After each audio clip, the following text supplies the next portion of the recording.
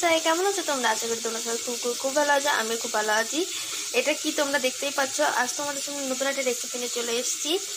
তো দেখো বন্ধুরা, এটা কি তোমরা বুঝতে পারছো, এটা হচ্ছে পোয়া ভোলা মাছ। তো এই মাছটা আমি নুন আর হলুদ মাখিয়ে রেখেছি। এই মাছটা আজকে আমি রান্না করব। তো আমি আজ রান্না করব এটা আলু দিয়ে উচ্ছে দিয়ে ঝোল রান্না করব। তো চলো বন্ধুরা, আমি একবারে রান্নাতেই চলে আসি। আর বন্ধুরা প্লিজ তোমরা আমার পুরো ভিডিওটা দেখো, আর ভিডিওটা দেখা হয়ে গেলে একটি লাইক করে দিও। তো চলো বন্ধুরা। তো বন্ধুরা দেখো, এখানে আমি তেল গরম করতে দিয়েছিলাম। তেল গরম আমার হয়ে যাওয়ার পরে এখানে আমি মাছটা ভেজে নিচ্ছি। এই যে আমি এপিট ওপিট করে একটু লাল লাল করে ভেজে নেব। ভেজে নিয়ে আমি তোমাদেরকে দেখাচ্ছি। দেখো এখানে দেখো কি দারুণ করে ভেজে নিয়েছে। আমার মাছটা কিন্তু ভেঙে যায়নি। তো চলো বন্ধুরা, আমি একবার রান্নাতেই চলে যাচ্ছি। আর বন্ধুরা, আমি ওই মাছ ভাজার একই তেলে আমি কটা বড়িও ভেজে নিচ্ছি। তো বন্ধুরা দেখো, এই যে আমার বড়ি ভেজে নেওয়া হয়ে গেছে। আমি এখন বড়ি কটা তুলে নিচ্ছি। তো বন্ধুরা এই দেখো, আমার বড়ি ভাজা হয়ে গেছে। এই যে আমি তুলে নিয়েছি। এই আলু উচ্ছে দিয়ে ঝোল রান্না করতে গেলে তোমরা যদি একটু বড়ি দাও তাহলে খেতে আরো বেশি টেস্টি হবে। তো চলো, আমি আরেকটু তেল দিয়ে নিয়েছি। তেল দেওয়ার পরে এর মধ্যে আমি একটু দিয়ে দিয়েছি গোটা জিরে। গোটা জিরেটা একটু বেশ ভালো মতন ভেজে নিতে হবে। গোটা জিরেটা ভেজে নিলে বেশ ভালো একটা সেন্ট বেরোয়। তো বন্ধুরা দেখো, এই যে গোটা জিরেটা আমার ভালো করে ভেজে নেওয়া হয়ে গেছে। আর এখানে আমি আলু আর উচ্ছেটা কুটে রেখেছিলাম, সেটা দিয়ে দিচ্ছি। তো বন্ধুরা এই দেখো, আমি এর মধ্যে দিয়ে দিয়েছি। একটু ভেজে নিচ্ছি, না হলে উচ্ছে যে তিতে ভাবটা ওটা থেকে যাবে। তোমরা যদি একটু ভেজে নাও তাহলে উচ্ছে তিতে ভাবটা একটু কমে যাবে। তো বন্ধুরা দেখো, এটা আমি বেশ ভালো মতো ভেজে নিয়ে আমার হয়ে গেছে।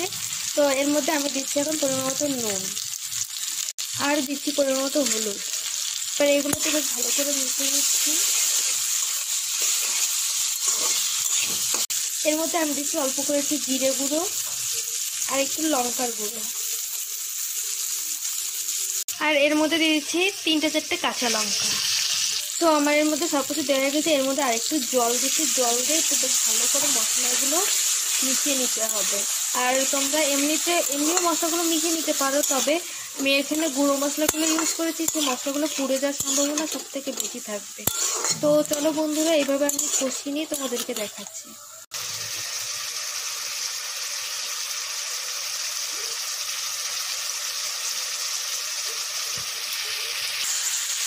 তো বন্ধুরা দেখো, এই যে আমার খুব দারুণভাবে কষিয়ে নেওয়া হয়েছে। খুব দারুণ সেন্টও বেরোচ্ছে।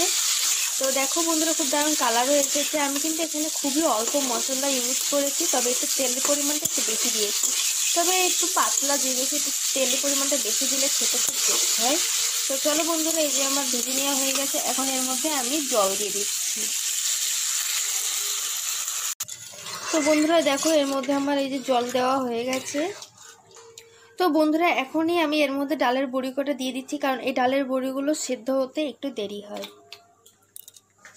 এর মধ্যে আমি এখনই দিয়ে দিলাম, তাহলে এখন দিলে খুব দারুণভাবে সেদ্ধ হবে আর খুব দারুণভাবে ফুলে উঠবে বড়ি কটা। তো চলো বন্ধুরা, আমার এইভাবে থাকবে 5 মিনিট। তো 5 মিনিট পরে এসে আমি তোমাদেরকে দেখাচ্ছি। 5 মিনিটই রাখতে হবে, না হলে এই আলু আর উচ্ছেটা গলে যাওয়ার সম্ভাবনা বেশি থাকবে, কারণ আমি তো অনেকক্ষণ টাইম নিয়ে কষিয়েছি, তো সেই জন্য। চলো বন্ধুরা দেখো, আমি 5 মিনিট পরে চলে এসেছি। কি দারুণ হয়েছে, খুব দারুণভাবে আলু আর উচ্ছেটাও সেদ্ধ হয়ে গেছে, দেখেছো? তো বন্ধুরা এই পর্যায়ে আসার পরে আমি একটু ঝোলটা পাতলাই রাখবো। তো চলো বন্ধুরা, আমি এই মাছটা দিয়ে দিচ্ছি।